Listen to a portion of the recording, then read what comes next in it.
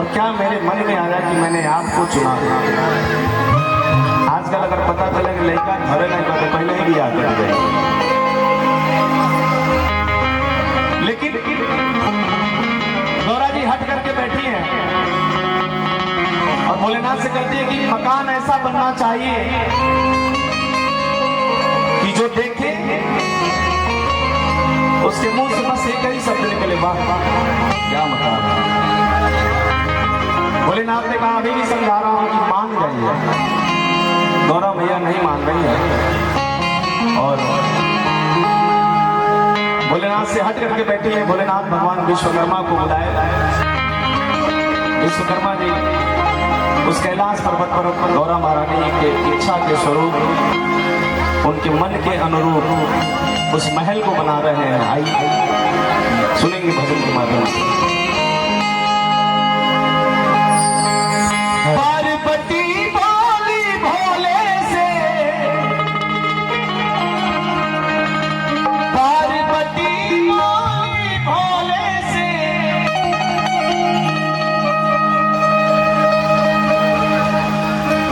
ऐसा महल बना देना जो भी देखे वो ही बोले, क्या कहना भाई क्या कहना। देखिए हम सभी मिलकर के गौरा महारानी का महल बनवाएंगे और उसके बाद हमारे 11वें रुद्र अवतार हनुमान जी महाराज की बहुत ही प्यारी से झांकी आएगी। इस भजन के बाद हम झांकी का भी अवलोकन करेंगे। बोलिए शंकर भगवान की। पार्वती बोली भोले से, पार्वती बोली भोले से, ऐसा महल बना देना जो भी देखे वो ही बोले, क्या कहना भाई क्या कहना।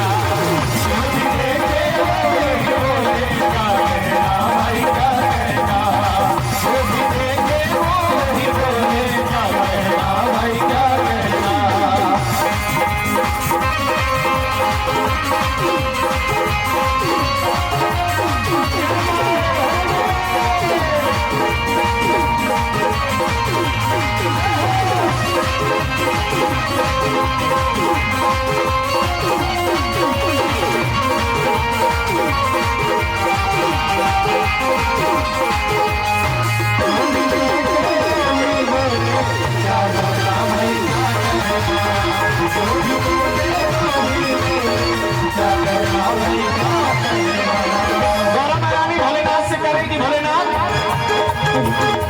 जा दिल से मैं ब्याह के आई, भाग्य हमारे टूट गए।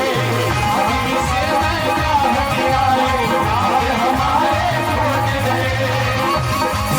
और सुनो, फीसद फीसद भगियां तुम्हारी, हाथ हमारे टूट गए।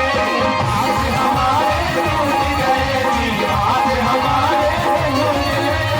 कान खोल कर सुन लो भोला, कान खोल कर सुन लो भोला, इस पर्वत पर ना रहना। उठाइए जरा दोनों हाथ।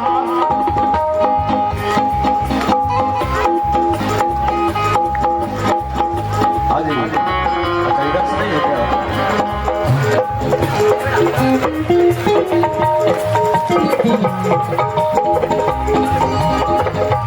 इनकी माता जी की तरफ से अरदास है, थोड़ा सा गाने लगा।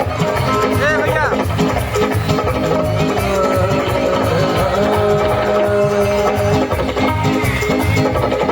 अब भाई आगे पीछे वाले हाथ नहीं उठा रहे हैं, इसके लिए हमको आना पड़ा इधर से। ये हमारे भाई जो नौजवान लोग गेट पे खड़े हैं, जरा दोनों हाथ ऊपर उठा करके और तालियां बजा करके सबके हाथ ऊपर होने चाहिए भगवान भोलेनाथ के लिए। और कहना कान खोल कर सुन लो भोला, कान खोल कर सुन लो भोला, इस पर्वत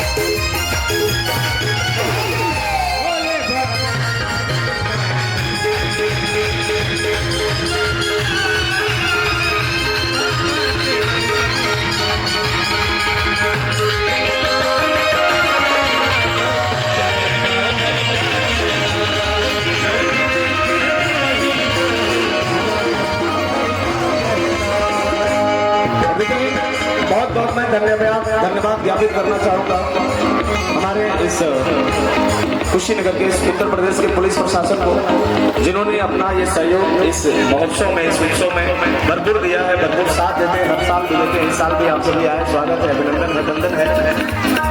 कहना अब भोलेनाथ पार्वती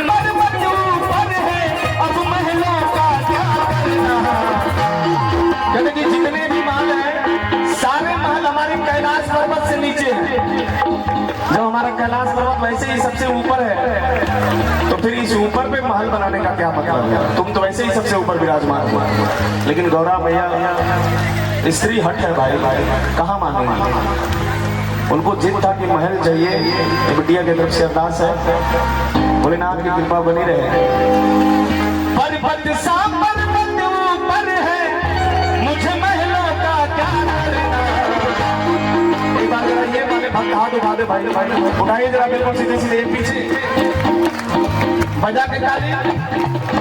जो भी देखे वो ही बोले, जो भी देखे वो ही बोले।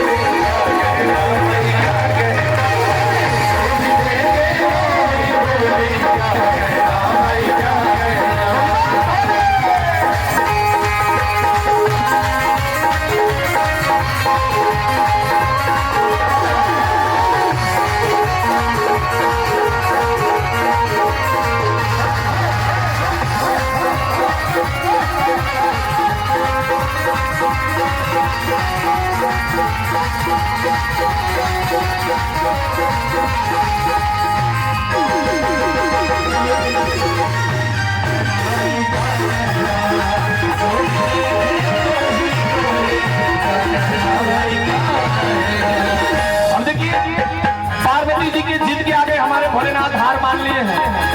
हम महल बनाने के लिए कैसे कैसे उपाय लगा रहे हैं भोलेनाथ। पार्वती के जिद के आगे भोले बाबा हार गए, भोले बाबा हार गए, भोले बाबा हार गए। सुंदर महल बनाने खातिर विश्वकर्मा तैयार हुए, विश्वकर्मा तैयार हुए, विश्वकर्मा तैयार हुए। अब बोले जब सबसे बढ़िया महल बनवाना है तो सिर्फ एक ही मिस्त्री है, एक ही कारीगर है, वो है विश्वकर्मा भगवान। उन्हीं को निमंत्रण दे दिया कि आइए और हमारे भाई सुंदर सा महल हमारे पार्वती के लिए बनाइए। अब जब बढ़िया महल बन गया, जब बढ़िया उत्सव होता है प्रवेश करवाने के लिए, उस समय सबसे विद्वान पंडित लंकापति रावण जी को निमंत्रण दिया गया कि आप हमारे वहां आइए और हमारे घर का गिरी प्रवेश करवाइए।